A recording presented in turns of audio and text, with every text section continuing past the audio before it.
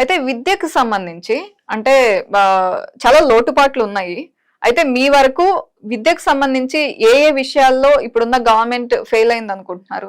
ఒకటేనమ్మా, గతంలో యాక్చువల్ ఏంటంటే 20,000 స్కూల్స్ ఉంటాయి, 8,000 స్కూల్ మూతపడ్డాయి. మూతపడ్డ తర్వాత ఇప్పుడు గత ప్రభుత్వం ఏదైతే చేసిందో ఈ ప్రభుత్వం కూడా అదే చేస్తా ఉన్నది. బడ్జెట్లో 15% వీళ్ళు కేటాయించాలి విద్య గురించి, 15% కేటాయించాలి. 15% కేటాయించకుండా కేవలం 8% కేటాయించాలి. 15% కేటాయిస్తే 3 లక్షల కోట్ల బడ్జెట్లో 45,000 కోట్లు వీళ్ళు బడ్జెట్ కేటాయించాలి.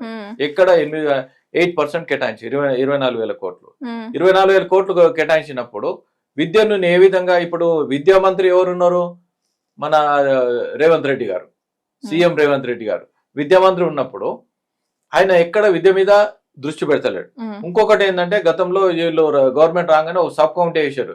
సబ్ కమిటీ వేసిన తర్వాత ఆకునూరు మురళిని కమిషన్ వేసారు. ఆకునూరు మురళి కమిషన్ ఎప్పుడైతే వేసారో ఆయన్నే మొన్న స్టేట్మెంట్ ఏమి ఇచ్చారు అంటే, ఇంతవరకు నాకు ఎవరు పిలవలే, నన్ను మాట్లాడలే. అంటే విద్య మీద ఎంత వీళ్ళకు ఇంట్రెస్ట్ ఉందో దాని కమిషన్ వేశారు కానీ నన్ను పిలిచి వాళ్ళు ఏమి డాక్యుమెంటేషన్ ఏమి చెక్ చేయలేదు, నన్ను అసలు అడగలేదు. దీన్ని బట్టి మీరు విద్యార్థుల మీద ఎంత దృష్టి ఉందో, అధ్యాపకుల మీద ఎంత దృష్టి ఉందో, వీళ్ళు ఏ విధంగా దీని విద్యను ముందుకు తీసుకుపోతారో ఇదే ఆలోచన చేయాలి. ప్రజలందరూ ఇదే ఆలోచన చేయాలని డిమాండ్ చేస్తా ఉన్నారు. విద్యలో